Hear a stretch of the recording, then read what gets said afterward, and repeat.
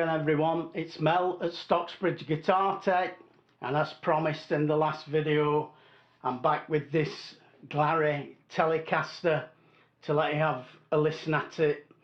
I've done a setup on this now. The neck was okay on this one, the neck feels fine on this one. If you can remember, the problem I had in the unboxing video was this thing just would not stay in tune. It was going out of tune. It was going out of tune really badly, especially the high E string, but not only the high E string, they were all going out of tune. So I fixed that. The high E string wasn't properly attached to the post, so I redid that, but the neck also was a little bit loose. The neck screws weren't tightened up properly, so I've tightened that up, re-strung the high E string and then given it a setup, and it plays fine. So this is going to be a very quick one. I'll just let you have a listen at some sounds today, but I'll give you my thoughts on it after you've heard the sounds. So let's have a listen.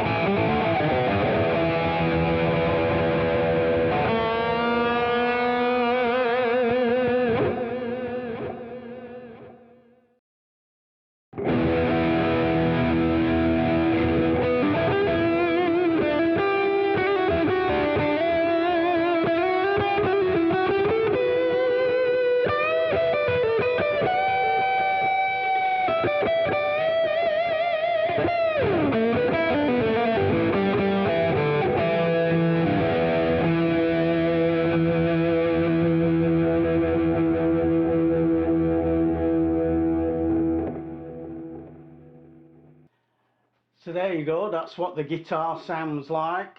You will probably have noticed that the tone control on this guitar goes much darker than on the Stratocaster that I looked at last week.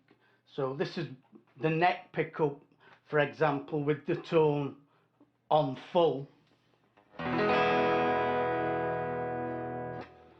with the tone fully off.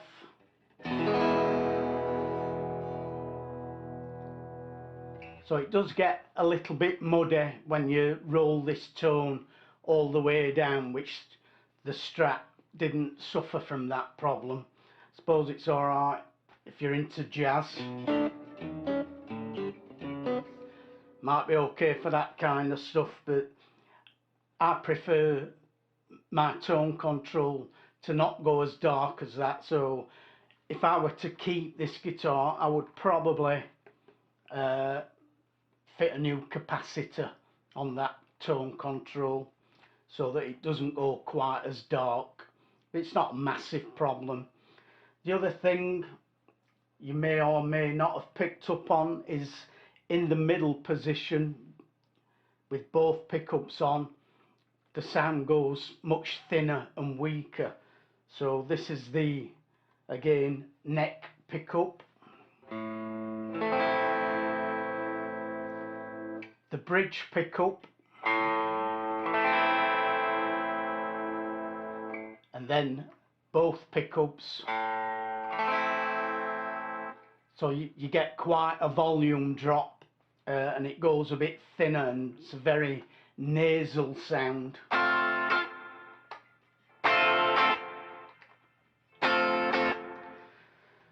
So the pickups on their own are quite decent, but for some reason when you drop it into that middle position it goes a bit thin and nasally. Maybe it's just the way they're wired, I don't know, I haven't had a look at the wiring on it. Having said that, with distortion on in the middle position and playing around with the tone control and setting it halfway down or 3/4 of the way down, you can get some really nice tones from that middle position.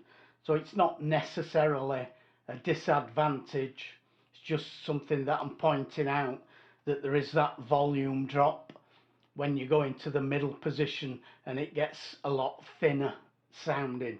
I've just used two patches on my Ampero 1 for the examples, a clean patch and a distorted patch that I've just programmed in this morning, and I've just used those same two patches for all the examples. But yeah, again, for the money, a pretty decent sounding guitar. It looks great, the neck's okay, as I said on this one. The frets are finished nicely again. As with the Strat, I've noticed a couple of high frets. Again, they're not ridiculously high. I think there was one right up here somewhere that was a little bit high and would probably need knocking back, but it's not choking off or anything when you bend notes up there. So again, this guitar cost me £76 delivered. So the guitar was about £69 I think, and then the rest was delivery. But again, a guitar that costs under £80, it's pretty decent for a beginner. It's perfect, and it's also extremely lightweight. They both are, the Stratocaster and this. Bodies are made of basswood, I believe, and they're very, very light. But having said that, they don't necessarily sound bad. They don't sound thin and weak.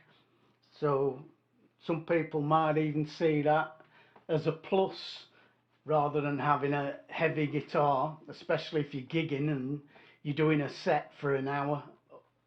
A Les Paul can get pretty heavy. Well, it can when you're my age anyway. So yeah, again, very impressed with this guitar. For the money, absolutely astounding value.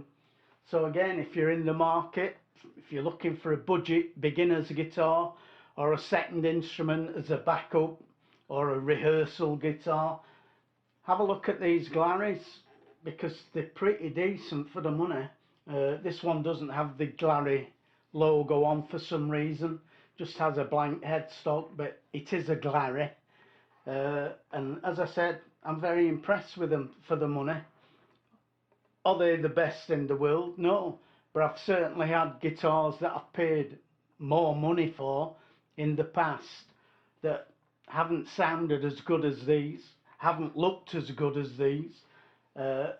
So what what else is there to say, really? It's just a great budget guitar. And the Strat, if I had to choose one over the other after sorting the neck problem out on the Strat, I'd go for the Strat, because I do think the pickups on the Strat are more well balanced and they actually sound better. But these don't sound bad. So there you go. There's my thoughts on this Glarry Telecaster. I told you it was going to be a quick one today. That's all from me. Please do subscribe to the channel. Leave me a like, a comment, share, and remember to click that bell notification if you subscribe. Thanks for watching, and I'll see you on the next one. Bye for now. Oh, just before I go, I won't be around for the next couple of weeks because I'm taking a couple of weeks off, but I'll see you in 3 weeks time or something like that. Bye for now.